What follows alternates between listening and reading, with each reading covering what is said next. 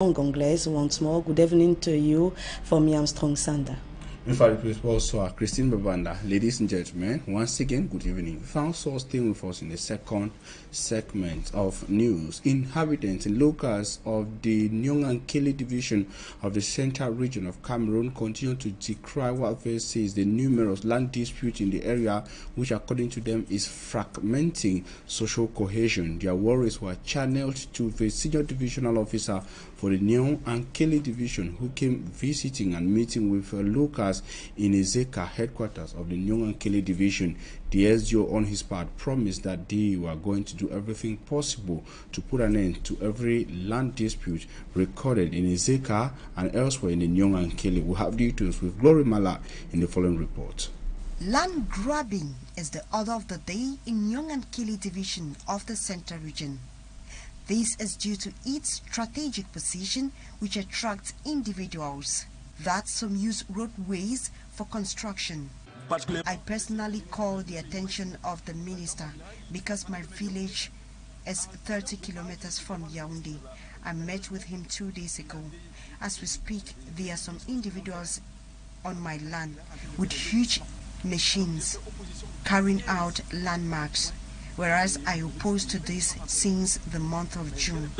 Locals say these lands are often given out in complicity with traditional and administrative authorities.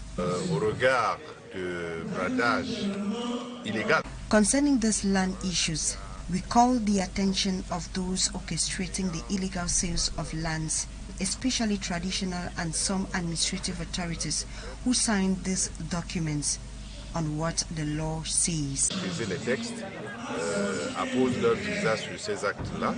The senior divisional officer for the Nyong-Ankele division decided to address the situation last March 30th during a crisis meeting in Ezeka. We thought it was time to sensitize, educate and to contribute to the capacity building of the community in order to limit this growing phenomenon. The meeting saw the presence of at least 300 traditional rulers and notables, who also presented other challenges, amongst which is forest community management and the installation process of traditional authorities according to their culture.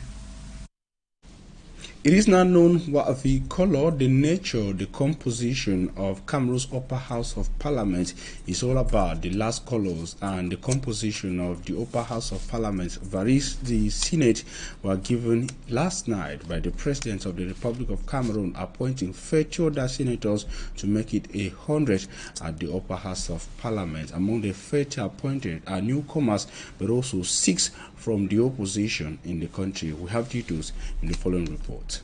As from the appointment of 6 senators from the opposition, another curiosity with the March 31st, 2023 appointment lies with the coming of new faces. Among many is the appointment of former Minister Robert Ngili in the Central Region, the appointment of former FECAFOOT President Sedum Bombonjoya in the West Region, and the appointment of Fort Ekoko Mukete, paramount ruler of the Bafos in the Southwest Region. Henceforth, Senator von Mukete de Fort Ekoko, the economic operator and diplomat, says he knows exactly what is expected of him. The head of state appointing me to this position is to serve the Cameroonian people in the best of my ability. I see, first of all, my role more on a national basis in that sense.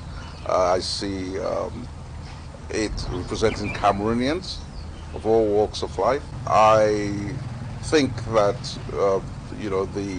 the issues that will be coming up affects every Cameroonian, and usually one would want to seek God's wisdom, guidance of the Holy Spirit on what decisions to take and what advice to give to the higher authorities. Considered by observers as a reincarnation of his father at the upper house of parliament in Cameroon, the new senator says he will act more than talk. I believe that where we are today, the truth is clearly that we as Cameroonians we belong together. Ultimately, the best decisions aligns with the prosperity of the nation and prosperity of a tribe, prosperity of a region. And where it is today, it is important that those who have been called to serve the people understand that we have been called to serve the people, and what people want to see is see their lives better. Senator from Mukete de Fort Ekoko says what Cameroonians want is to see their lives better and not empty criticisms. The March 31st, 2023 appointment completes the Senate at 100 in Cameroon with 94 seats for the ruling CPDM party as against 6 for the opposition, notably the SDF, the ANDP, the UPC, the MDR, the FSNC and UNDP political parties. Can the adoption of a national language open the way to the solution of identity conflict in a country like Cameroon? Some researchers say it is possible. Babila Jonathan in the following report compiled their opinions and thoughts for you. At a time when the unity of Cameroon and the rest of the African continent is seriously threatened by identity conflicts, some researchers think that the solution is what they call cultural unity. According to political scientist Dr. Tonye, la culture nationale et la langue nationale est incontournable pour l'Afrique. To effectively deal with identity conflicts, it is imperative for Cameroon and each of the other African nations to have a national culture based on a national language. Parlant de l'unicité culturelle, en bas, on doit avoir une langue. Despite the fact that Cameroon has over 250 ethnic groups, Dr. Tonye says, c'est possible que le Cameroun puisse avoir une langue nationale. It is possible to have a national language. Il suffit que l'autorité suprême de l'État.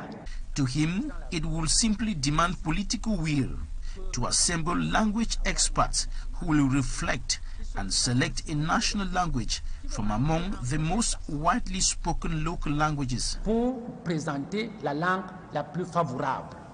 But anthropology researcher at the University of Douala, Biako Kwamen says, adopter une langue nationale nécessite un travail de fond en comble. Adopting a national language will demand deep reflection and sensitization to avoid opposition or resistance from some individuals and communities. Il peut refuser Mordicus qui ne parle pas cette langue-là. National development, and within the city and on same vein, Anglo-Saxon school principals across the Republic of Cameroon from across the 10 regions are advancing the need for some urgent reforms in the curriculum and the orientation of the educational system across the country, as seen on your images on the screen. They are advancing the need for some urgent reforms in the curriculum and the orientation of the educational system across Cameroon.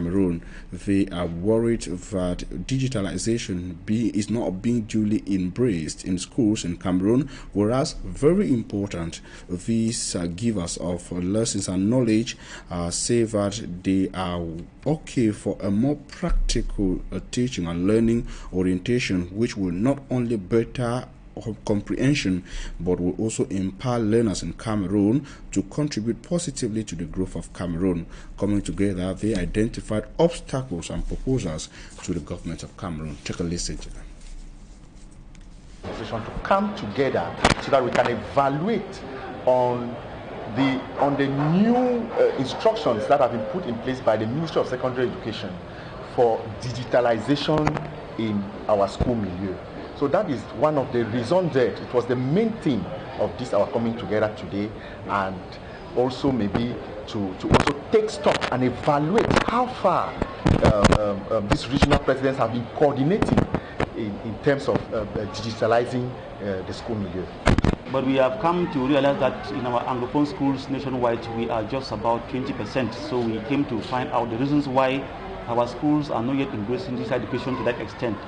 We discovered that we have problems like parents and schools not having the required gadgets for kids to go online and study. We also saw that we also are our problem because we want to limit our kids not from having phones in school and Android phones, and these are all tools in ICT. So we look forward to probably meet the minister, and we see how we can bridge the gap to make sure our Anglo-Saxon schools in Cameroon move to a high level of digital education. We also want to think that we want to encourage school owners to make sure these schools are open to internet connections in their schools, they have laptops, and we are already thinking of how to make available phones to those examination classes while on campus, which they go digital for them to do. Seen by many as a diplomatic offensive at the time when the war between Russia and the West is getting bigger, the United States Vice President Kamala Harris has begun her tour on the African continent this Saturday. We have details with Lucy Estieliengo in the following report.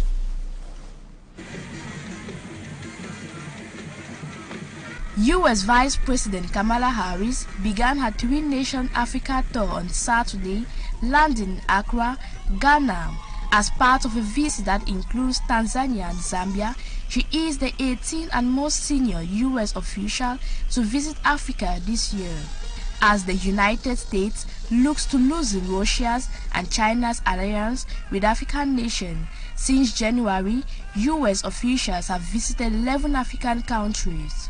Vice President Kamala Harris landed on Friday in Zambia, her final stop on the week-long tour of the continent. While there, she discussed about debt restructuring with the nation's president. She announced a range of private sector commitments worth more than $7 billion, aimed at supporting climate resilience, adaptation, and mitigation. U.S. Vice President Kamala Harris was greeted by school children, dancers, and drummers as she arrived on Sunday in Ghana for the start of a week-long visit to Africa, intended to deepen American relationships amid global competition over the continent's future. At the tail end, her African tour also involved a difficult subject. The landlocked but copper-rich nation was the first African nation to default on the sovereign debt when the COVID-19 pandemic began in 2020. On Friday, President Hakainde Hichilema appealed to Harris for U.S. help in restructuring the debt, which is close to $15 billion. Her visit to Zambia also includes a trip to a farm outside Lusaka and a meeting with entrepreneurs. Throughout this week-long trip that took her across the continent, Harris also reflected publicly on the historic ties between Africa and the U.S. She spoke about the evils of slavery and the importance of teaching accurate history even when it is painful, after she toured the slave dungeons in Ghana's infamous Cape Coast Castle.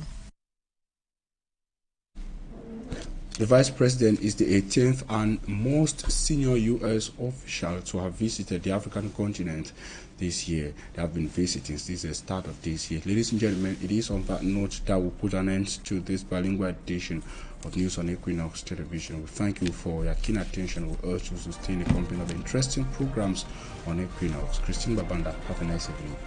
Merci Florian Fransanda, portez-vous comme un charme. Madame, Monsieur, c'est la fin de ce journal. Restez en compagnie de nos programmes.